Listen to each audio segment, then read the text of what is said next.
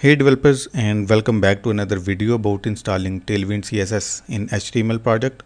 So for those who have already subscribed to my channel, you may have already seen this video how to install Tailwind CSS in a simple HTML project, but that was with version 3.2.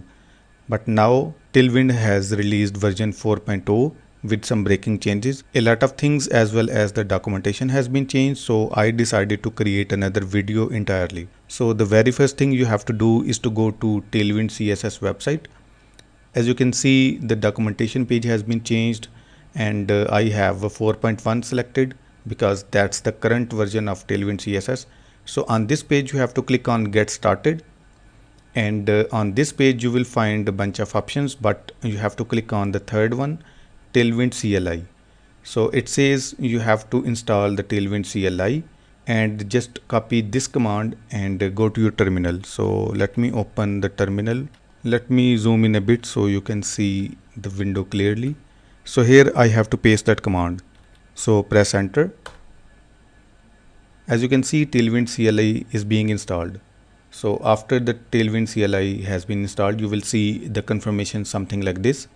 And now what you have to do is open this folder in VS Code. So let me type code space dot, and this will open the VS Code. Now let's go back to the documentation page again, and let's see what it has to say the next. Now it says you have to import the Tailwind CSS directive, and it has to be in source/input.css. So just copy this line, and let's go back to the VS Code. Here we have to create a new CSS file. So we can skip the source folder. So I will add input.css, and here I have to paste whatever I copied. So now we have imported the Tailwind CSS directive, and let's save this file. And now let's go back to the documentation again, and it says you have to run the watcher. So let's copy this line, and let's go to the folder again, and here I have to create an HTML file first so that we can see the changes. So index.html. So let me add the basic structure. Let me add Tailwind CSS version 4, and let me add h1 here. Now we have to run the watcher. So here in the terminal you have to paste that command, and because we did not use the source folder, so we will remove this source from the input as well as from the output. So now if you press enter, it will start the watcher, and it will start watching all of your files in your current directory. So let's go to the folder again. As you can see, it has already created output.css. So you can see all the basic HTML tags are being targeted, and the styles are being applied. So let's go back to the documentation one more time. So as you can see, it says that you have to copy the output file, and you just have to use the CSS classes for the Tailwind, and it will start working. So let's go back to the HTML file again, and here we have to include the output file.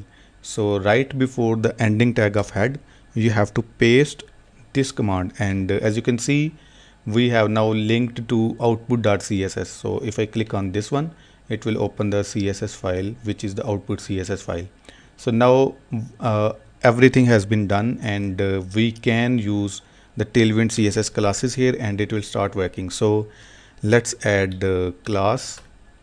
Let's use text center. Let's do text 7XL.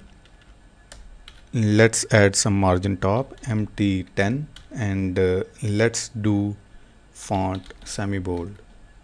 And let's open this file in the browser, and I will use the live server. Open with live server. As you can see, our classes are working fine. We have bold, centered Tailwind CSS version 4 text on our page. So let's use some other classes. Let's change the color of the text. So text green, maybe 700. So let's go back to our browser, and let me reload this page. As you can see, the Tailwind CSS version 4 is now green. So everything is working fine. So just you have to clearly follow all these steps. The first step we did is to install Tailwind CLI. After installing Tailwind CLI, you have to open the input file and import this Tailwind CSS directive, and then you have to run the watcher.